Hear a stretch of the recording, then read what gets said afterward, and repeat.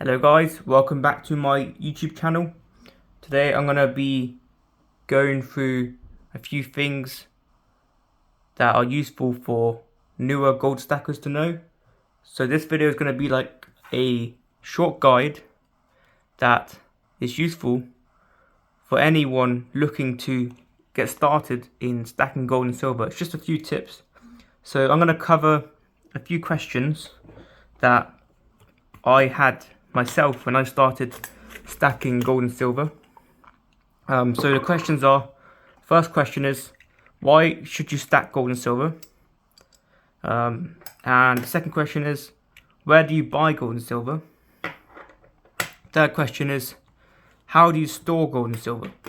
And where do you sell gold and silver?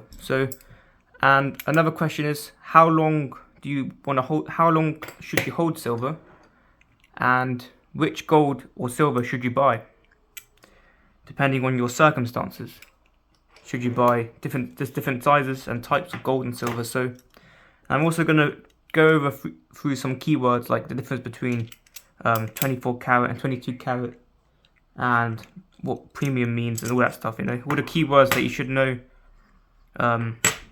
like what are troy ounces and stuff like that. So I'm going to start with the first question. Why should you stack gold and silver? Well, as we all know, inflation is eating away at your purchasing power. So if inflation is 10% per year in your country, then after 1 year, prices of everything in the economy on average has gone up by 10%. So something that would have cost $100 or £100 1 year later now cost £110, which means that your money, your currency, the dollar or the pound or the euro, whatever you're using, has lost value, and that's why the price has gone up. And the reason why the currency, like the pound, the dollar, and the euro, lose value every year is because the central bank print out tons of it every year to cover the government budget deficits. Every year the government borrows from the central bank, and in doing this, the central bank creates currency essentially out of thin air, which causes inflation. But the difference is that with gold and silver, because they are scarce and there's only so much that can go around, whenever the supply of currency, the pound or the dollar, increases, so does the price of gold and silver, because there's almost the same amount of gold and silver, but more currency. So if you had a small economy, let's say an island economy with 10 ounces of silver and $10, because there's $10 and 10 ounces of silver, it means that each silver is worth $1. But if they suddenly print out another $10, then now you have $20 on the island, but there's still only 10 ounces of silver, which means that there's $2 per ounce of silver. So the reason why the price goes up is because there's limited amounts of this stuff, gold and silver, that come out of the ground every year. The number is super low. It's almost nothing, but it's nothing compared to how much they print every year in fiat currency. Every year they print out billions of dollars and pounds, and sometimes they even print out trillions in the case of the United States. So that's why this goes up every year, and it normally stays ahead of inflation. The reason why these go up ahead of inflation every year is because of the growing population that adds extra demand to it, and the growing scarcity that comes with gold and silver. Because the number of miners recently number of gold miners and silver miners have gone down a lot recently. If you do some research into it, the actual qualified miners, because of the fact that it's becoming less profitable. So buying gold and silver will allow you to maintain your purchasing power so that it increases in value every year. And that is one of the main reasons to buy gold and silver. And another reason is that it's physical, you can actually feel it in your hand. Unlike stocks, you can actually feel it in your hand, and you can see it as well. You can trust it because it's right here. And for thousands of years, people have used these as their money to barter with. Whenever a currency collapses, people always go back to gold and silver. If you look back in history, examples include the Weimar Republic, which had a currency that became worthless overnight, and they went straight back to using gold and silver to buy stuff. And the ancient Greeks, they also had a problem with their currencies, and they went back to gold and silver. And even today, countries such as Turkey are hoarding a lot of silver and gold and using it as barter tokens to barter with each other. So these are heavily undervalued, mainly because people are overvaluing other assets such as stocks or real estate. More money has gone into silver and gold. Less money has gone into silver and gold compared to the stock market. And the stock market is overvalued because of the PE ratios. So that's the first question. This next question is, where do you buy gold and silver? So you can buy gold and silver in many places. You can buy them in physical local shops, gold shops, coin shops, or you can buy them online through multiple different methods. You can buy them from eBay, which is probably a good way to do it because you can get a lower price. However, it's risky. It's better to order from a reputable online dealer such as the ones we have here in the UK, Bullion by Post, Atkinson's, Childs, all those ones. You can trust them because they have so many positive reviews. And I've used these dealers, Atkinson's, many times, and they've never failed me. So there's many ways to buy gold and silver. You can buy it online, you can buy it in person, in a coin shop or gold shop, or you can buy it from someone you know, a friend. You know, maybe someone got you into it. Maybe someone told you about gold and silver, and maybe they're looking to sell their gold and silver, so you can buy it from your friend if they want to sell it to you. That's a way to get a good deal. Buy and sell people to who you know. As they say, it's not about what you know, it's about who you know. If you know more people, if you know someone that wants to sell gold and silver, like a close friend, then you can get a good deal out of them by buying gold. At the same time, they're getting a good deal too, because normally they wouldn't be able to sell it for as much if they sell it to you or not. So you can buy gold and silver in many places, but once you have the gold and silver, how do you store it? Well, I store my gold and silver. My silver, I store it in this tube. Store all of it in here, just because there's quite a lot of it, and I don't want it to get lost or anything. So I keep it all in here. This stores about 25 of these, so keep it in tubes. And I keep my gold coins, such as this coin, in capsules, just because it's so much more valuable than the silver. I'd rather keep gold in the capsule than silver in the capsule, just because the value of it. I mean, this is worth roughly £1,580, whereas this is probably at spot price it's worth £19. And I keep some silver coins such as this one in a capsule, just because it's good looking, but you don't have to keep them all in capsules. But the gold coins you should definitely keep in capsules, just because of how valuable they are. But the silver is not too valuable, and they will sell for roughly the same price, even with a couple of scratches. But once you have them in capsules and tubes, then I store them in safes. I have multiple safes around different parts of the house, and also in other locations other than my house. I have some at my friend's house, some of my other family members' house. I have it all in different locations, so my eggs aren't all in one basket. They're not all in one safe. I have about 5 safes that I keep my gold in. So you should find a good safe that's screwed down. Screw down your safe to the floor, and have a good lock system. It can either be a key or it can be a code. But I think that a code one's probably safer.